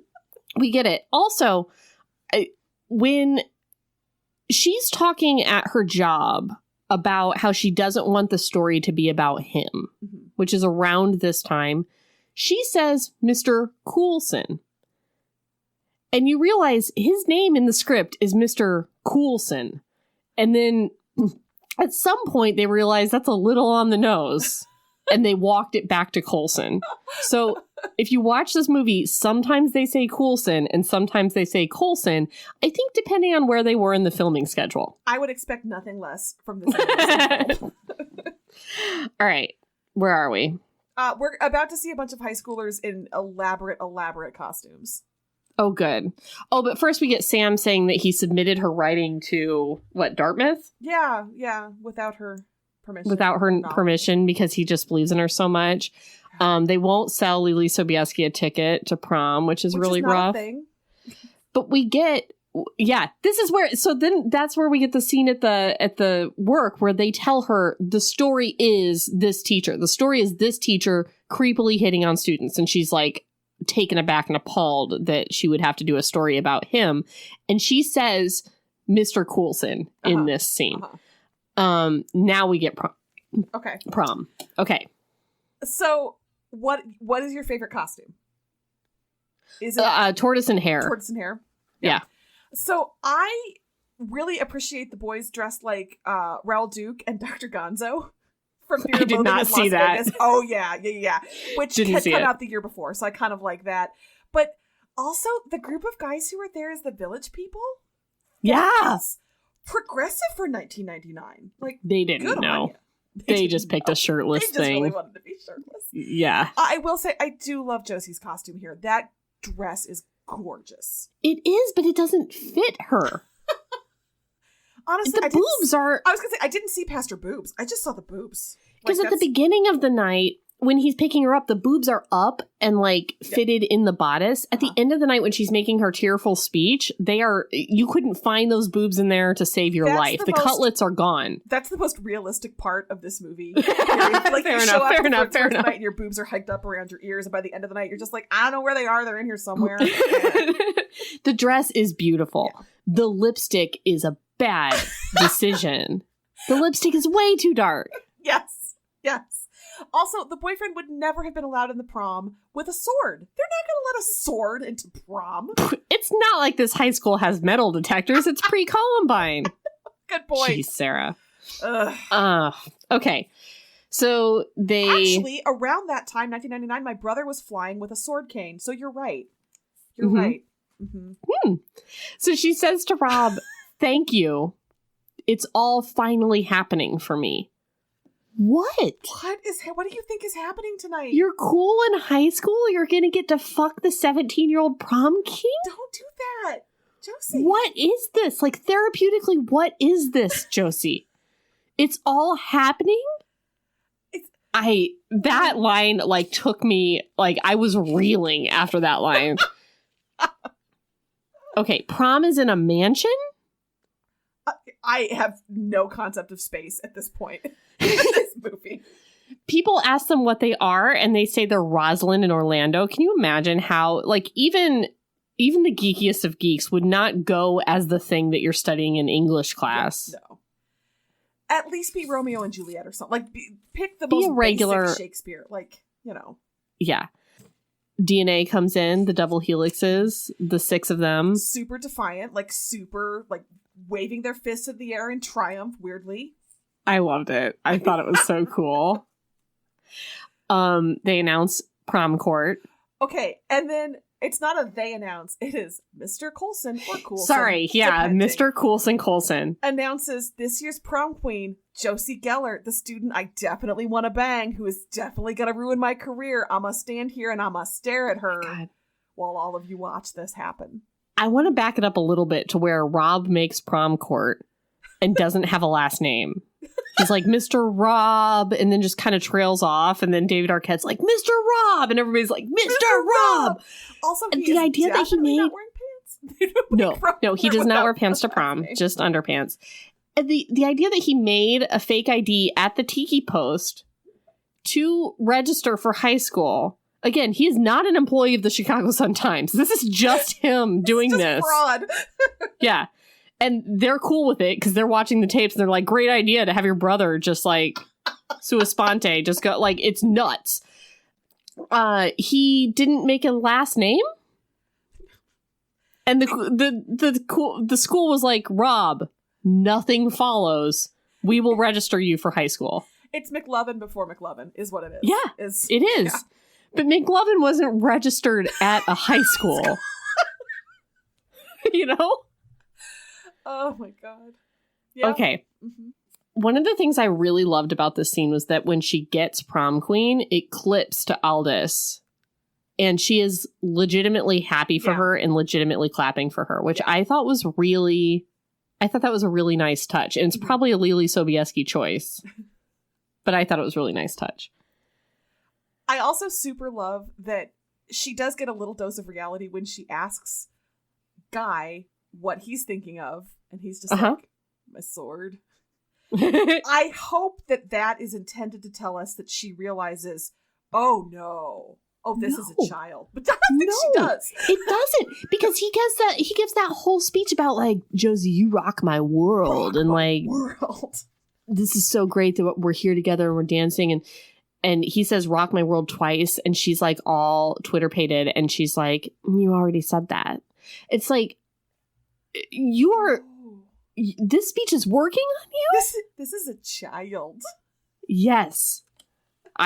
Yes. But counterpoint, this was an excellent use of the Cardigans on the soundtrack. Fair enough. So she goes over to where the like food is, and this is one of the best lines, and I hope it was an ad lib. Drew Barrymore says out loud, "Is this chocolate cake?" Okay, picks up what is very clearly a slice of chocolate cake. Do proms have sheet cake? Is that a thing? I don't know. They had a full dinner when they're all sitting down. When she's sitting down with the Barbie girls, the cool girls are dressed like Barbies. When she's sitting down at that table, there are wine glasses with Pope hat folded. I know the napkin folds because I worked at a fancy restaurant with like folded napkins in the wine glasses. There is not going to be wine. This is a high school. Also, or possibly a mansion. We don't know. Is there a meal served at this prom? Some proms did, didn't they? Mine didn't. Oh God, we had this whole prom war my senior year. Did East Central East steal your theme? No. So my high school always had prom in this same like big barn, and that's where it was. It was always in a barn. And then my senior year, some like kids got together. It was led by the show choir crowd, but then it became kind of the rich kid crowd to personally pay for a different, better prom that would serve a meal and be fancier and at a fancy place. And that prom was going to cost like $300 a head and was organized by some show choir kid's dad. And my date was like, I want to go to fancy prom. And I'm like, well, I don't want to go to fancy prom. All my friends are going to barn prom. And he was like, sorry, I'm going to fancy prom. Wow. And he took his matching vest and cummerbund to fancy prom and left me for barn prom. I am rocked by dueling proms. Yeah. Yeah. And so he got a meal. I did not. Jeez. Yeah. My prom was in my high school gym. That's where we went. Yeah, I think our high school gym like wasn't big enough or something. It was almost worse, I think, the barn situation. But did it have working animals in it, or was it like a social barn? I think it was a social barn. Okay. I think it was an event barn. Okay. But yeah, then I called a college boy that I knew, and he was my prom date. So did his suck it, Jamie. I hope you had so much fun at your dinner prom. Fancy prom was worth it, Jamie. Yeah. Hope you had fun with Katie. All right. Wait, did he take another girl? Oh, yeah, he took another girl. Jamie! Yeah.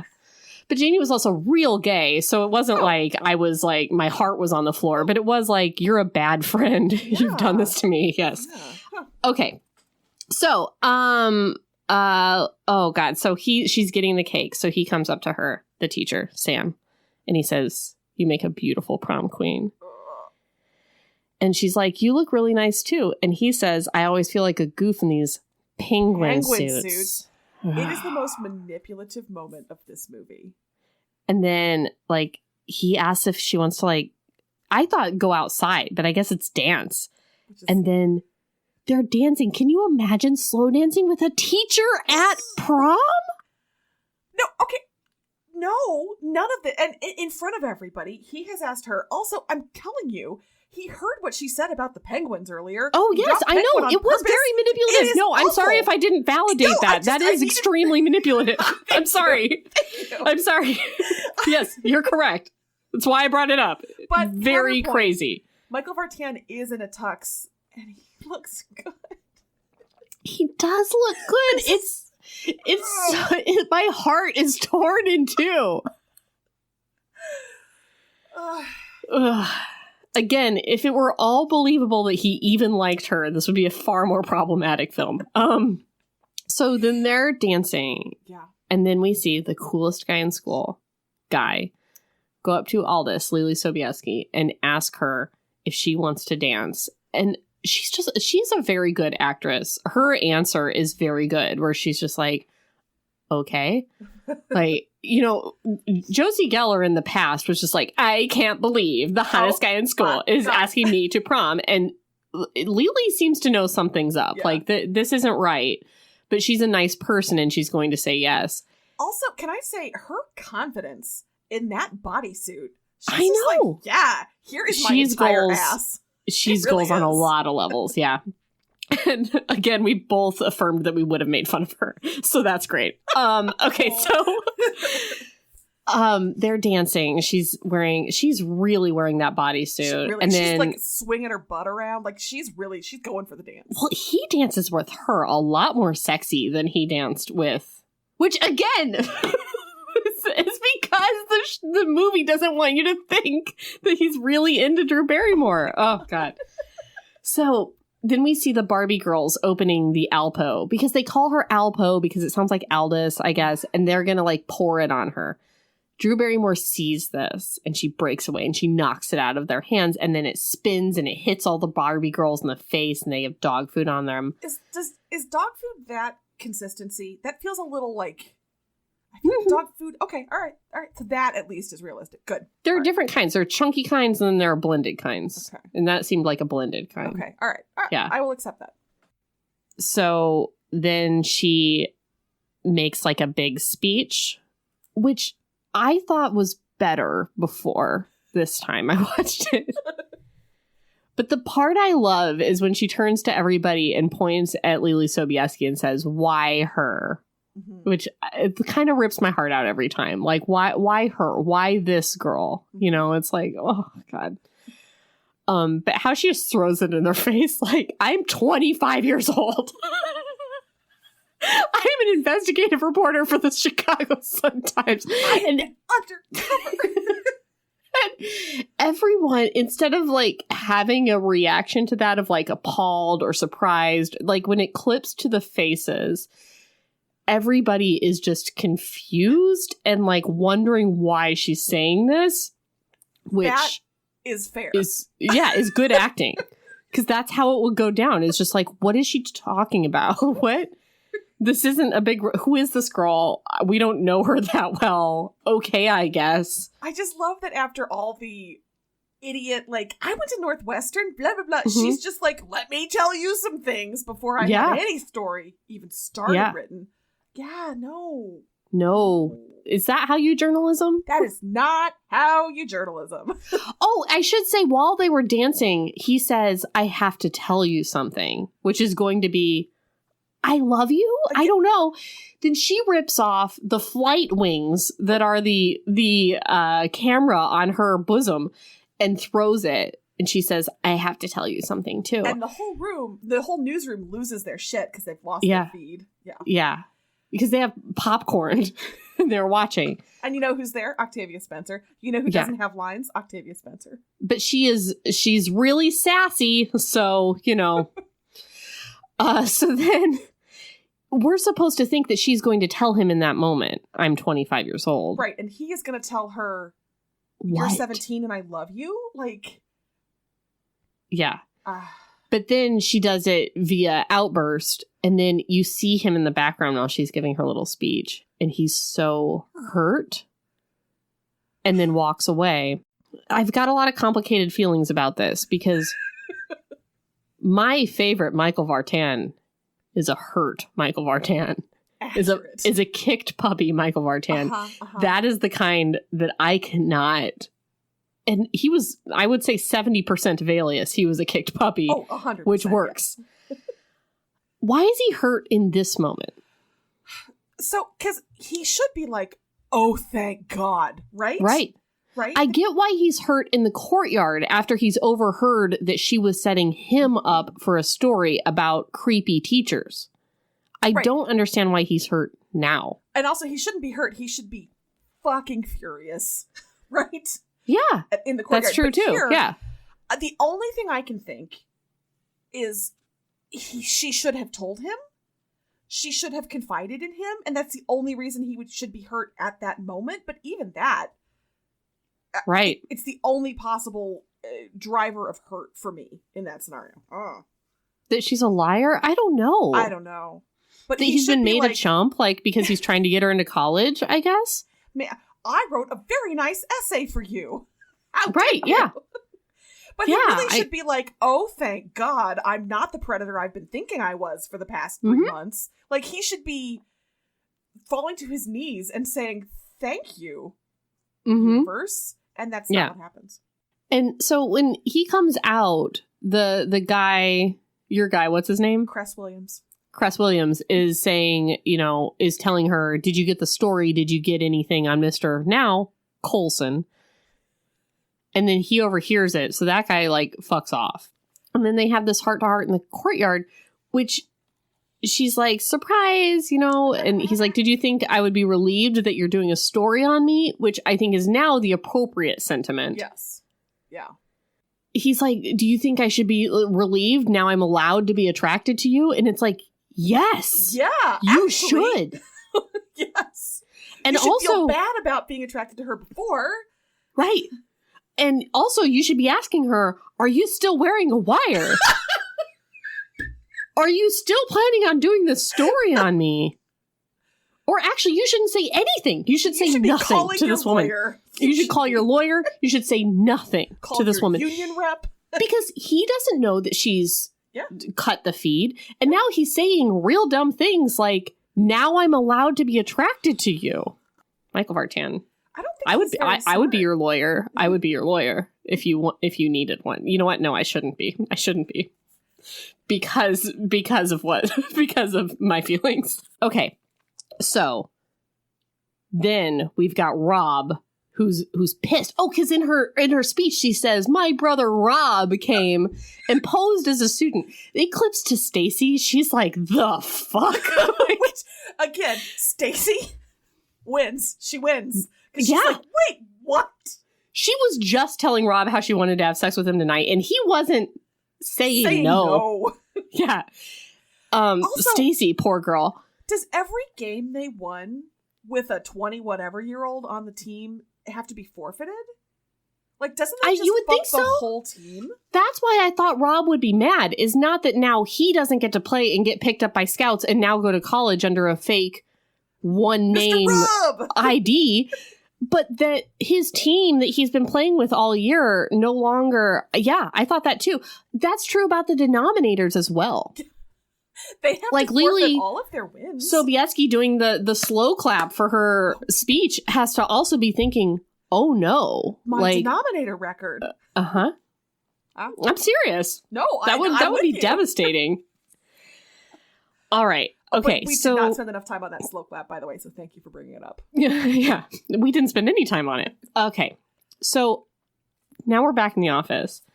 Another Chicago newspaper has covered this story about Josie Geller having been undercover at the high school and then blowing her cover, and they have a picture of her tearfully taking off her prom queen crown.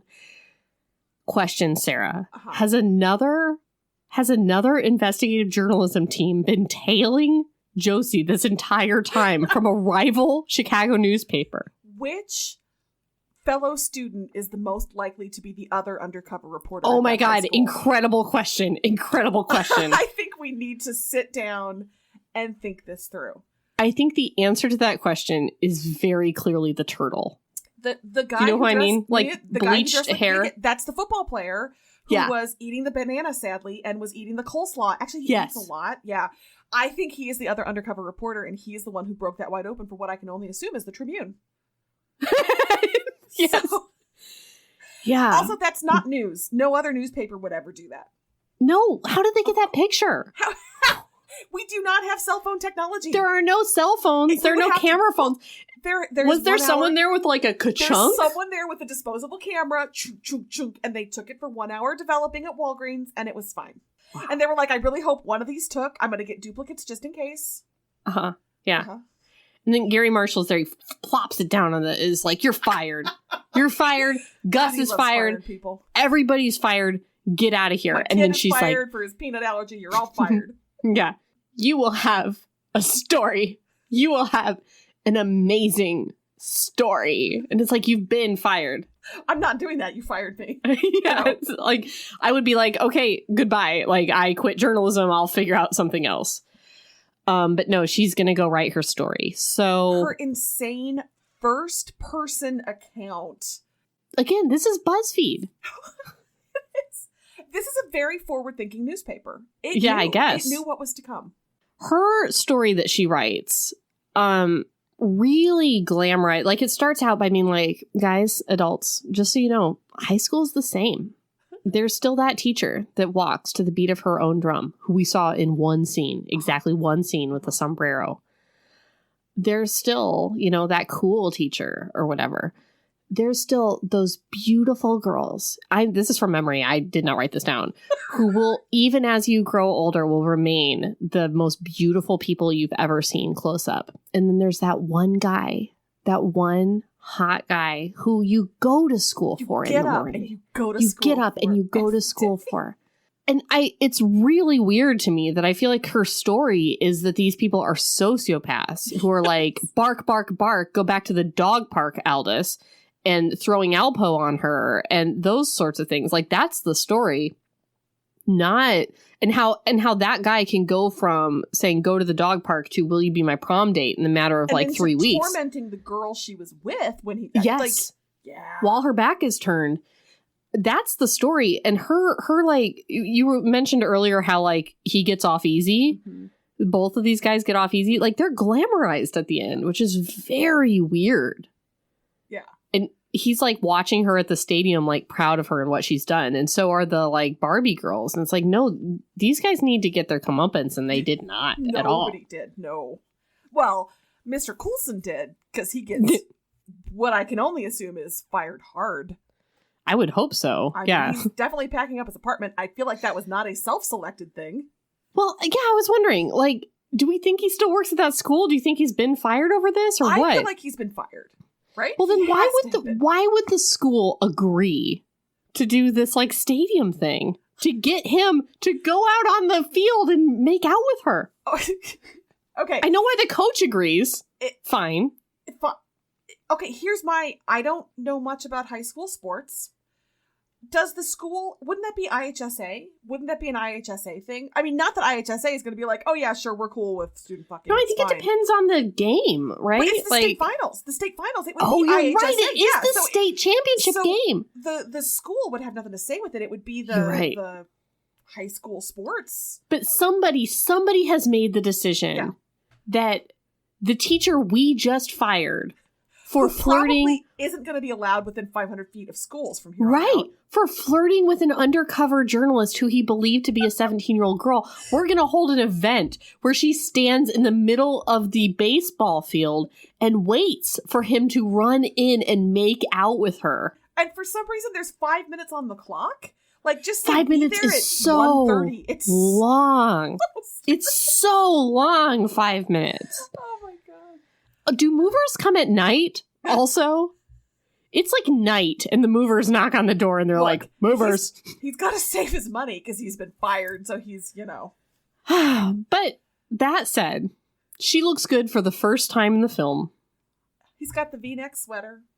It's nice. It's not a slim fit, but it's still nice. If you forget everything that has happened up until now, clean slate, and you just watch this ending scene, it's very romantic. And he knows how to do a run up and kiss a girl. He does. I also really like her sparkly heel sandals. They're cute. Yeah. She looks good for the first time. For the first time. She's in a cute little pink dress. He comes up. There's good kissing. They stop. They talk. There's more kissing. It's good. You know what I always wished happened, though? You know, like the dramatic moment where she drops the microphone in slow motion? I had always wished, because this whole movie is about, like, getting her confidence together. I always wished that instead of, like, just dropping the microphone and stuff, she, like, said something. Yeah. Like, when the time runs out, she's like, okay, guys, thank you for coming. Want you to know I'm going to be okay. I'm going to be fine. Yeah. Yeah. I really wish that was it, instead of, like, I'm wholly devastated because of this one thing, you know, like this one man who didn't love me. Yeah. But, you know, whatever. That's fair. Yeah. All right. That's the movie. That's it. Anything we didn't touch on that you, like, need?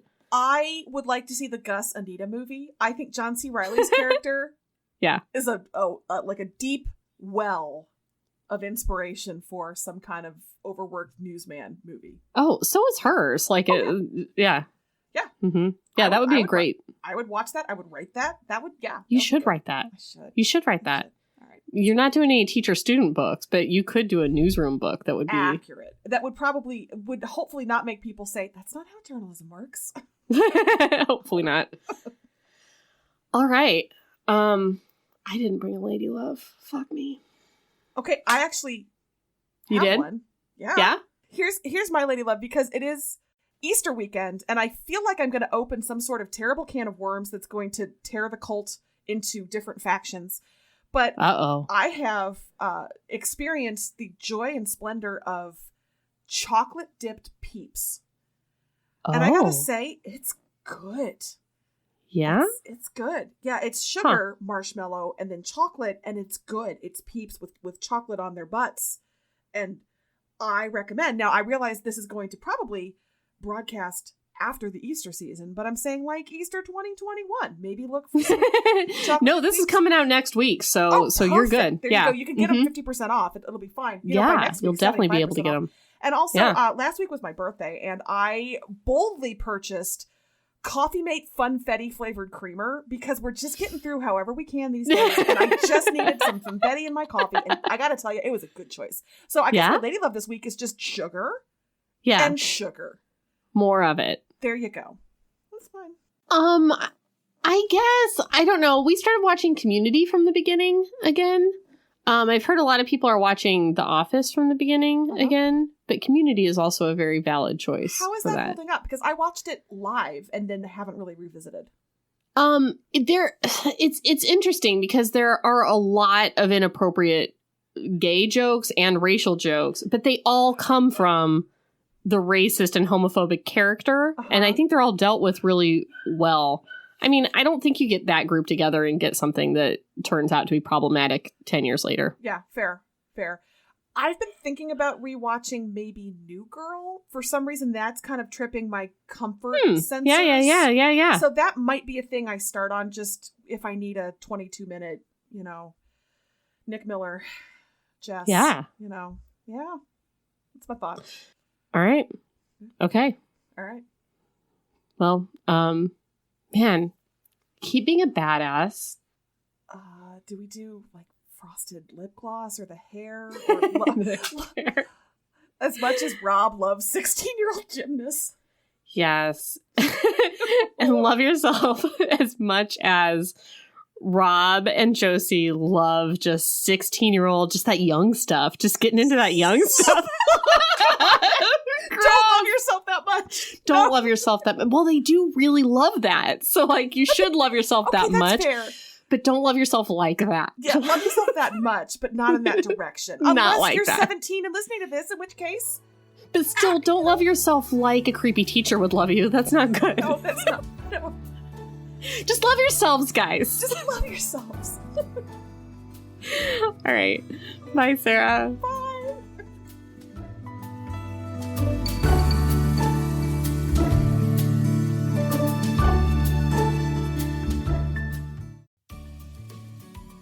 Hey, you. Yes, listener, you. Are you loving the show? If so, please leave a rating and review in your podcast app. The 90 seconds you take to say something nice not only helps new people find the show, but it makes me super smile over at HBHQ. Also, I've had a few people ask, and the answer is yes. We are still doing the 5-star bribe. If you leave us a review with 5 stars, then we'll do whatever book you want. We're real deep into the list though, so it might be a while. Lilas! Okay, back to the show.